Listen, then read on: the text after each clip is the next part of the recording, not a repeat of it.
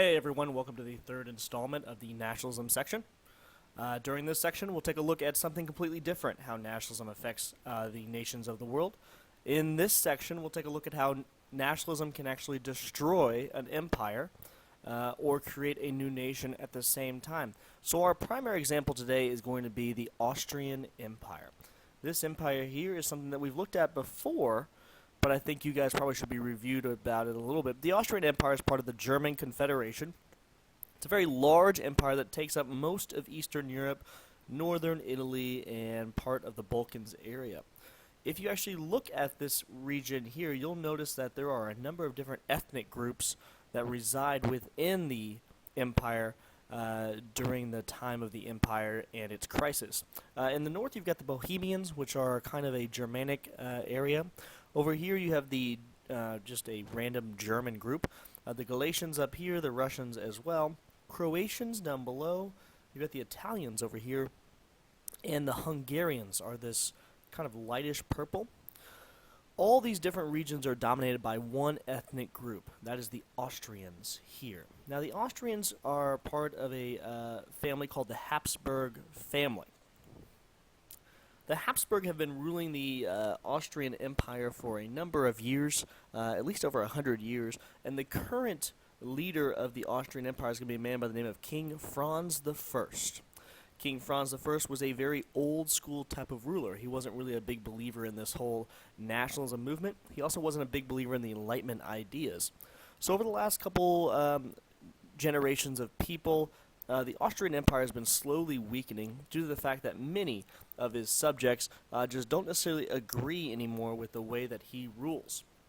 He was very big on maintaining the old order and the old order in Austria. He's going to resist nationalism movement and change.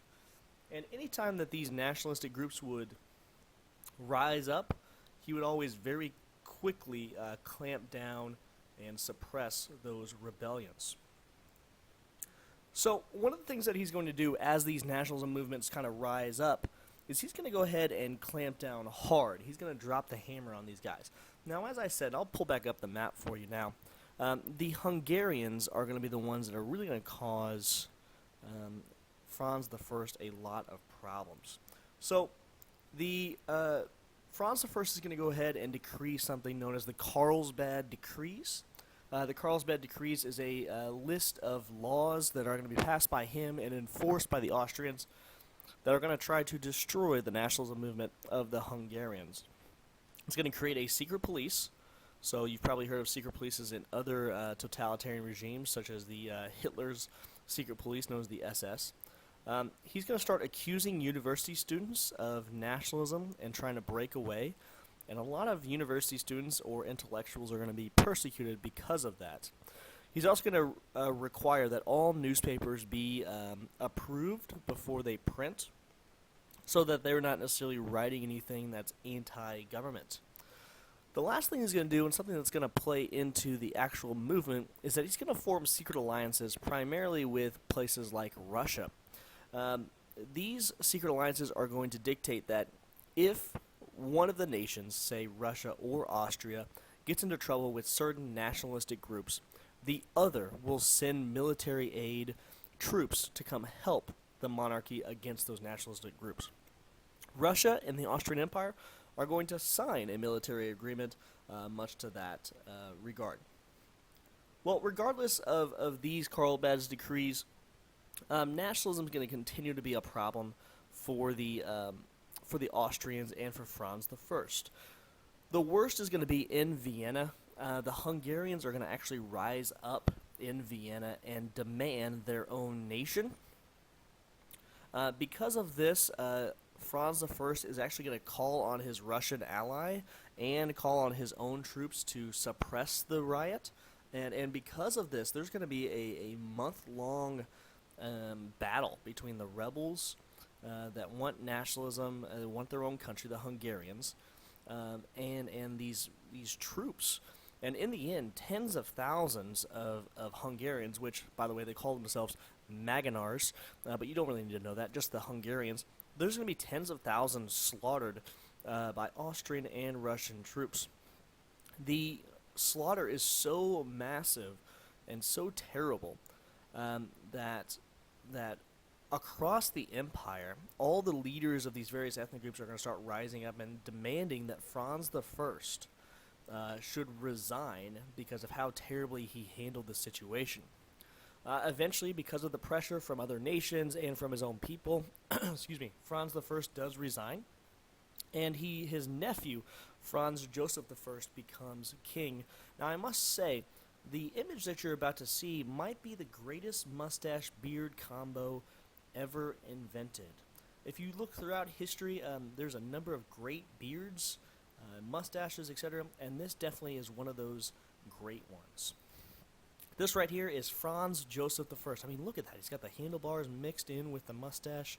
It is just absolutely amazing. Here, let me zoom in for you a little bit, just so you can see what's going on here. Wow, look at that. Okay, let's go back out. So Franz Joseph I realizes that his uncle was a little bit crazy and decided that maybe the absolute crushing of the Hungarians was possibly not the best idea. Regardless of the fact, though, he has to learn his own lessons, and so he does it again and again and again.